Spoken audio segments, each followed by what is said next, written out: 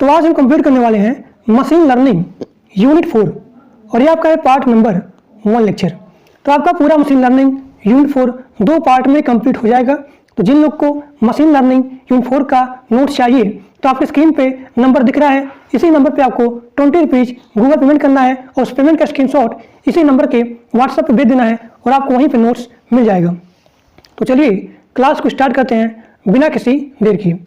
जो लोग मेरे लेक्चर देखेंगे यूनिट 1 से लेकर के यूनिट 5 तक तो एक सिंगल क्वेश्चन क्लास से बाहर नहीं आएगा, this is guarantee to you. ठीक, इसके पढ़ाने के बाद जब आपका पूरा मशीन लर्निंग कंप्लीट हो जाएगा तब मैं लेके आऊंगा इसका प्रीवियस पेपर, हर एक क्वेश्चन दिखाऊंगा जो कि आपके सेमेस्टर एग्जाम में आए हुए हैं मेरे लेक्चर से। देखिए ये आपका सिलेबस है मशीन लर्निंग यूनिट 4 का।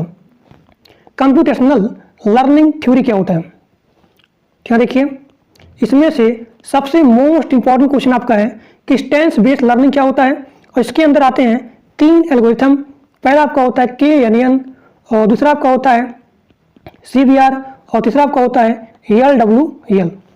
देखिए KNN नियरेस्ट नेबर लर्निंग और यहाँ देखिए LWL यानी कि लोकल वेटेड रिग्रेशन और यहाँ देखिए रेडियल बेसिस फंक्शन नेटवर्क। ये भी क्वेश्चन आपके सेमेस्टर एग्जाम के लिए बहुत ही ज़्यादा इंपॉर्टेंट है। और यहाँ देखिए केस बेस्ड लर्निंग क्या होता है, ये सारे क्वेश्चन आपके सेमेस्टर एग्जाम के लिए बहुत ही ज़्यादा इंपॉर्टेंट है। तो चलिए क्लास को स्टार्ट करते हैं बिना किसी देर की।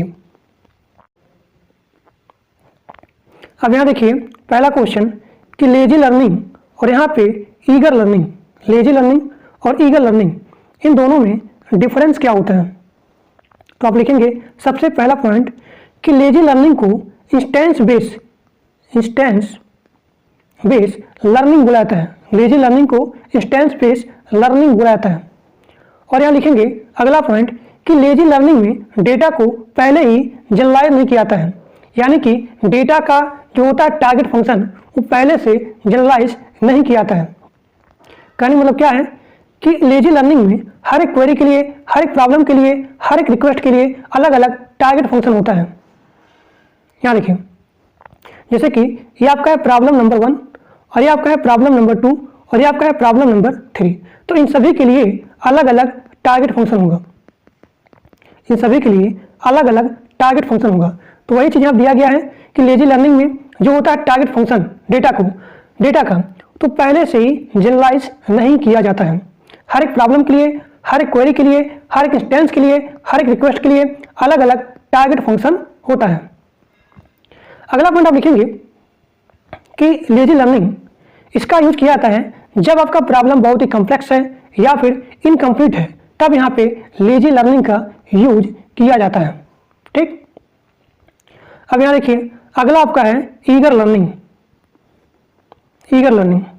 देखिए ईगर लर्निंग में भी जो आपका होता है क्लासिफिकेशन वो यहाँ पे अलग अलग होता है, सेपरेट होता है, लेकिन जो इसका टारगेट फंक्शन होता है वो आपका सेम होता है। यहाँ देखिए ईगर लर्निंग में जो आपका होता है टारगेट फंक्शन वो आपका सेम होता है, यानी कि जो भी आपका प्रॉब्लम है, ये मान लीजिए आपका प्रॉब्लम नंबर 1 है, ये आपका है प्रॉब्लम नंबर 2 है और ये आपका है प्रॉब्लम नंबर 3, तो इन सभी के लिए टारगेट फंक्शन एक ही होगा। तो उसे बोला जाता है ईगर लर्निंग बोला जाता है। और ये आपका उल्टा होता है लेजी लर्निंग का अपोजिट होता है ईगर लर्निंग। तो आपका हो गया। अब आगे देखिए, अब यहाँ देखिए अगला क्वेश्चन इंस्टेंस बेस्ड लर्निंग क्या होता है। ये क्वेश्चन आपके सेमेस्टर एग्जाम के लिए बहुत ज़्यादा इंपॉर्टेंट है। तो आप लिखेंगे इंस्टेंस बेस्ड लर्निंग को लेजी लर्निंग या फिर मेमोरी बेस्ड लर्निंग, यहाँ देखिए मेमोरी बेस्ड लर्निंग या फिर लेजी लर्निंग बोलते हैं। इंस्टेंस बेस्ड लर्निंग इसमें जो होता है प्रॉब्लम, इस प्रॉब्लम का क्लासिफिकेशन अलग अलग होता है, यानी कि डिफरेंट होता है या फिर सेपरेट होता है। हर एक प्रॉब्लम का क्लासिफिकेशन अलग अलग होता है। जैसे कि ये आपका है प्रॉब्लम नंबर 1, ये आपका है प्रॉब्लम नंबर 2, ये आपका है प्रॉब्लम नंबर 3। तो इनके लिए अलग टारगेट फंक्शन, इनके लिए अलग टारगेट फंक्शन और इनके लिए अलग टारगेट फंक्शन।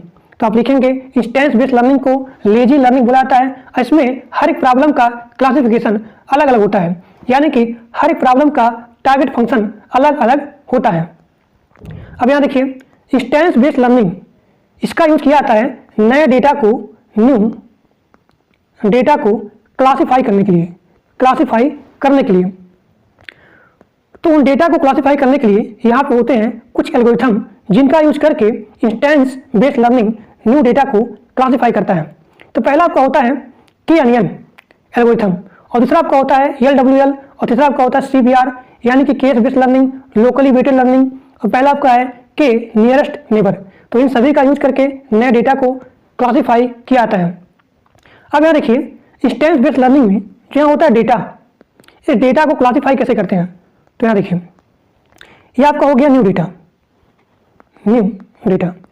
इस डेटा को क्लासिफाई करना है तो सबसे पहले देखते हैं इस डेटा में सिमिलरिटीज क्या है, यानी कि इस नए डेटा को ओल्ड डेटा से हम लोग जो है सिमिलरिटी को मैच करते हैं कि इस नए डेटा की सिमिलरिटीज कितना मैच खा रही है ओल्ड डेटा से।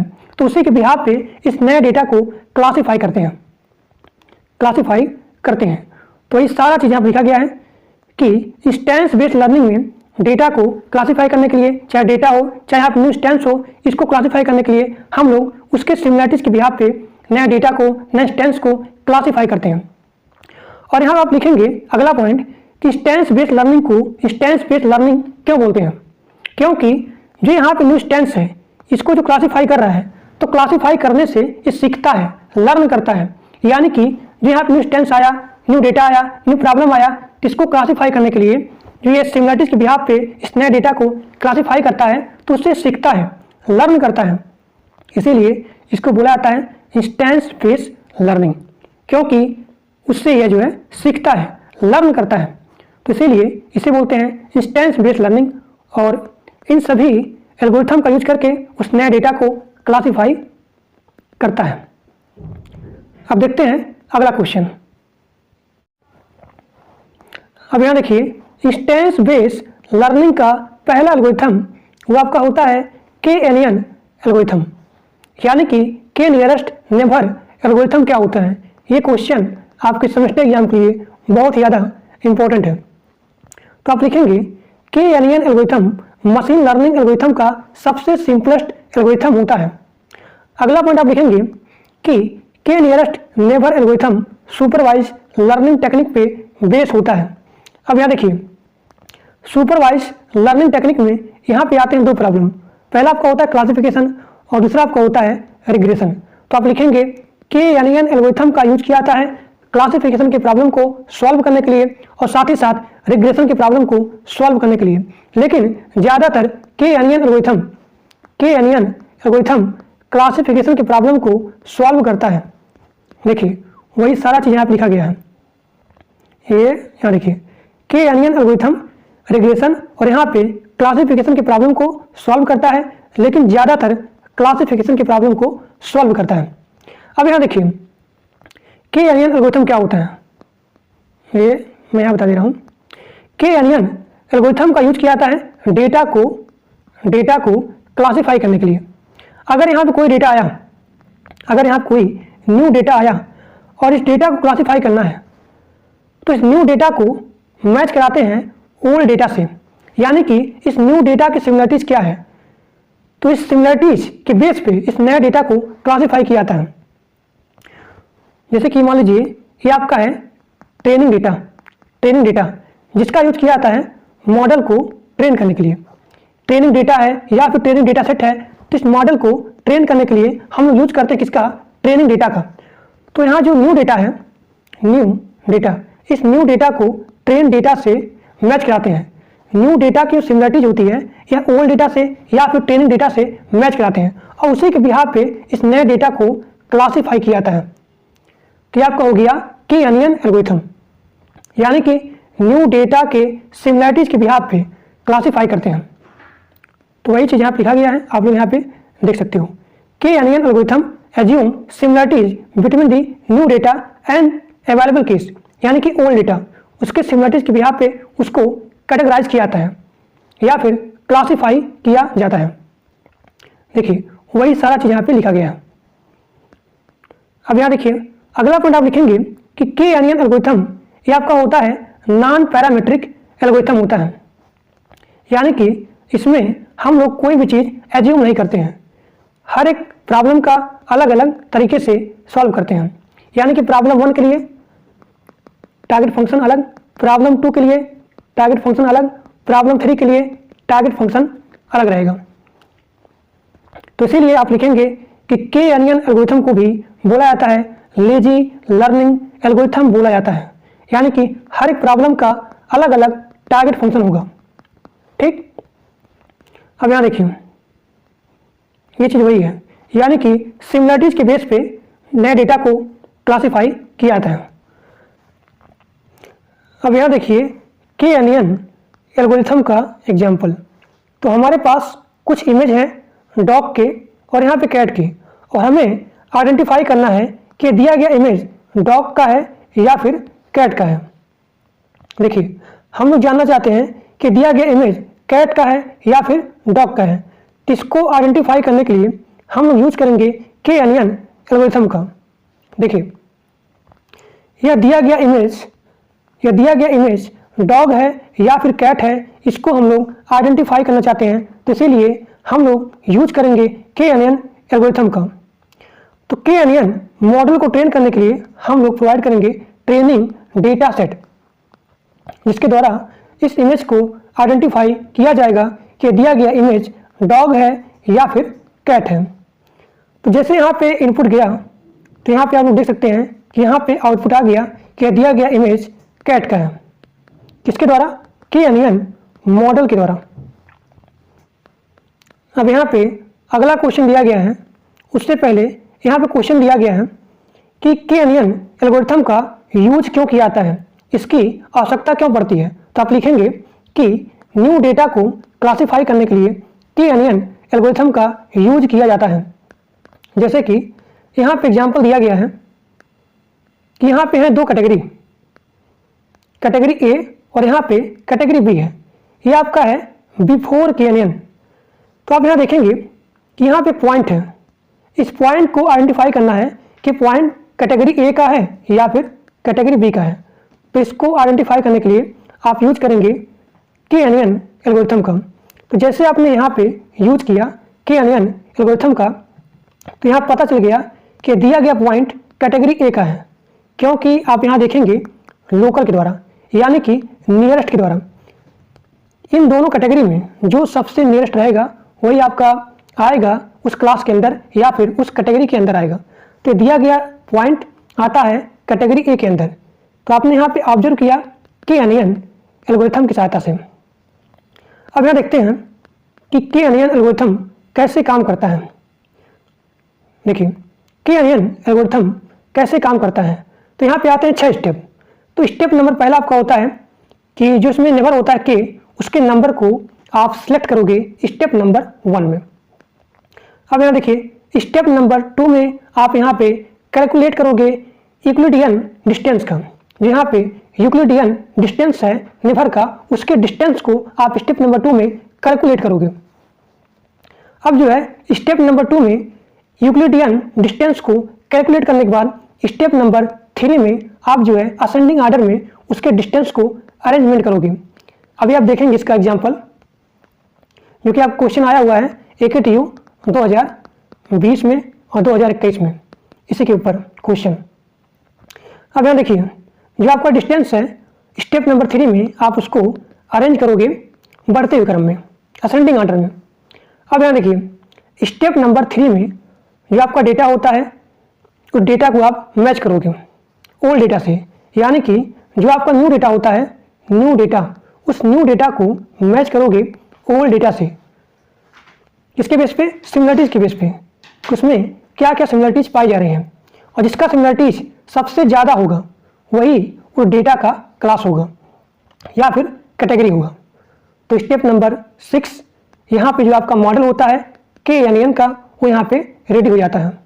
अब चलिए देखते हैं के अनियन के ऊपर क्वेश्चन, जो कि आया हुआ है AKTU 2020 और 2021 में।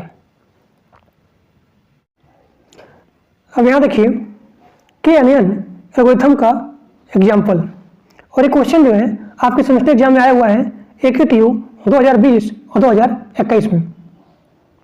यहाँ पे दिया गया है A1 का वैल्यू 3 है और यहाँ पे A2 का वैल्यू 7 है, और यहाँ पे जो आपका नेबर है k इक्वल टू 3।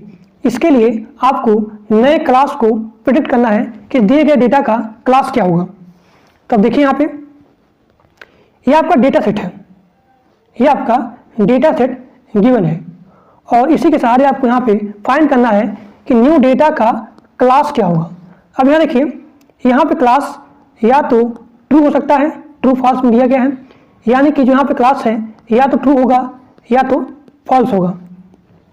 अब यहाँ देखिए मैंने क्या बताया था कि यहाँ होते हैं 6 स्टेप। तो स्टेप में पहले में आप फाइंड करेंगे जो आपका नेबर के है उसके नंबर को सिलेक्ट करेंगे। तो यहाँ पे जो आपका डेटा सेट है वो कितना है, 6 है और आपको नेबर जो आपका नेबर के है वो किसके लिए, k इक्वल टू 3 के लिए यहाँ पे एज्यूम करना है। तो आप सबसे पहले निकालेंगे यूक्लिडियन डिस्टेंस।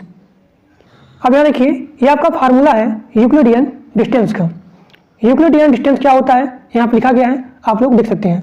तो कहने मतलब क्या है, जो यहाँ पे दोनों वेक्टर हैं उनको माइनस करके उनके डिफरेंस करके और आपको यहाँ पे सम कर देना है और उनका यहाँ पे होल स्क्वायर करना है और यहाँ पे स्क्वायर रूट करना है। तो ये आपका फार्मूला है यूक्लिडियन डिस्टेंस का। अब यहाँ देखिए यहाँ पे क्या है, ए है और यहाँ पे बी है। तो ये आपका वैल्यू है, ए है, ये आपका बी है और यहाँ देखिए ये आपका डिस्टेंस 1 है, ये आपका डिस्टेंस 2 है, ये आपका डिस्टेंस 3 है, ये आपका डिस्टेंस 4 है।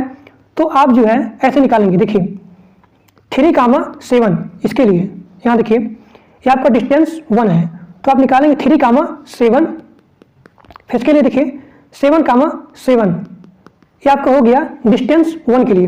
अब यहाँ देखिए डिस्टेंस 2 के लिए 3,7 और यहाँ पे 7,4। तो ये आपका है x1 और ये आपका है y1 और ये आपका है a और ये आपका है b। अब यहाँ देखिए डिस्टेंस 1 के लिए यहाँ पे मैंने लिख दिया है, देखिए 3,7 और यहाँ पे 7,7। तो ये आपका हो गया x1 और यहाँ पे x1 माइनस a। तो आपका a क्या था, आपका यहाँ पे a ये था, देखिए 7, यानी कि 3,7 और यहाँ पे 7,7। फिर इसके लिए 3,7 और यहाँ पे 7,4। अब यहाँ देखिए मैंने सारा चीज़ यहाँ पे लिख दिया है। तो डिस्टेंस 1 के लिए ये आपका हो गया 3,7 और यहाँ पे 7,7। अब यहाँ देखिए ये आपका फार्मूला है यूक्लिडियन डिस्टेंस का।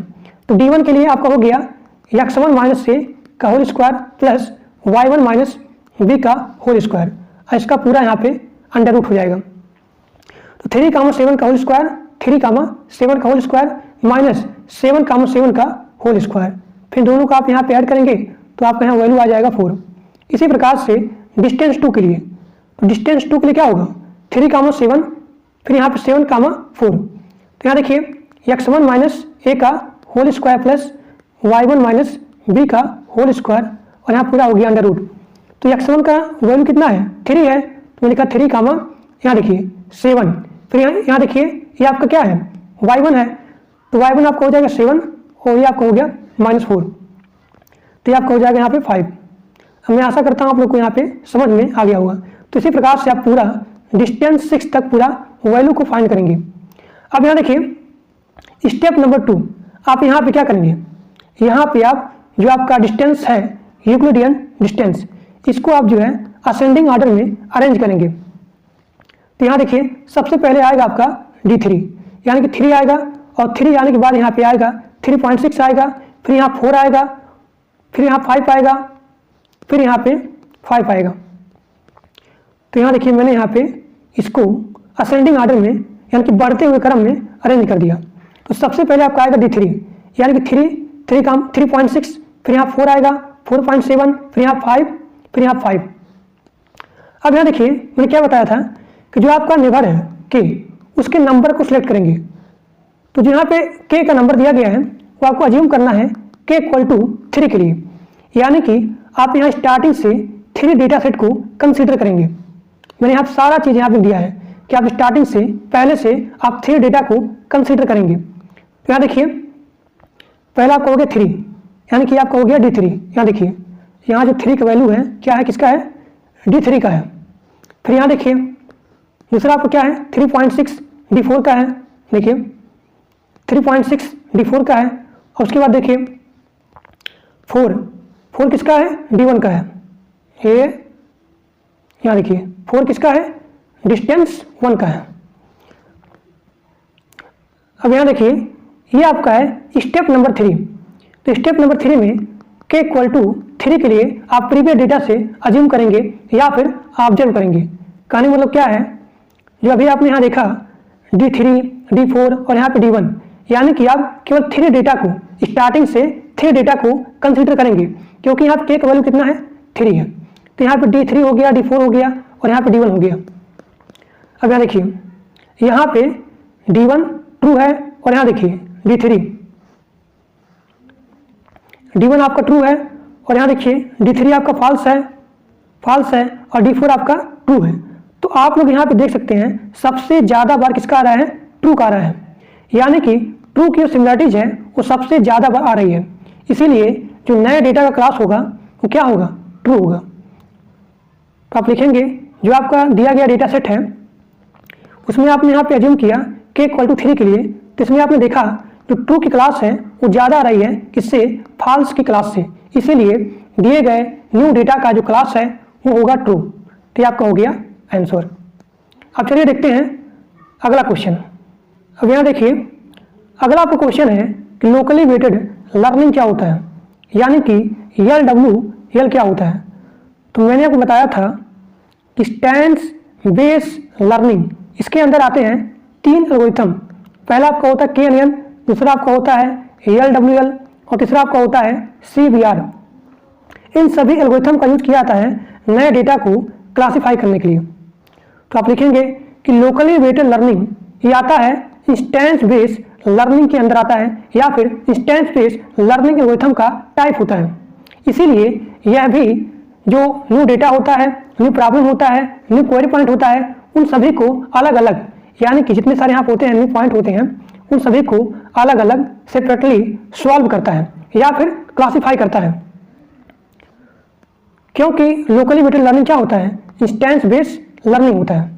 यह भी जो है नए प्रॉब्लम को, नए इंस्टेंस को, नए डेटा को अलग अलग यानी कि सेपरेटली सॉल्व करता था। इसीलिए लोकली वेटेड लर्निंग भी नए डेटा को, नए क्वेरी पॉइंट को, नए इंस्टेंस को, नए रिक्वेस्ट को अलग अलग सॉल्व करता है। तो आप लिखेंगे अगला पॉइंट कि लोकली वेटेड लर्निंग ये क्या होता है, नॉन पैरामीट्रिक एल्गोरिथम होता है और इसमें कोई भी पैरामीटर फिक्स नहीं होता है, क्योंकि इसमें जो है हर एक क्वेरी पॉइंट को इंडिविजुअली कैलकुलेट किया जाता है। यानी कि हर एक क्वेरी पॉइंट को, जैसे कि यहाँ पे प्रॉब्लम 1 है, इनको अलग तरीके से सॉल्व किया जाएगा, फिर इनको यहाँ पे सेपरेट सॉल्व किया जाएगा, फिर यहाँ प्रॉब्लम 3 है, इनको यहाँ पे सेपरेट सॉल्व किया जाएगा। तो वही चीज़ यहाँ पे दिया गया है। अब यहाँ देखिए अगला पॉइंट आप लिखेंगे कि लोकली वेटेड रिग्रेशन या फिर लर्निंग मेमोरी बेस्ड मेथड पे बेस्ड होता है।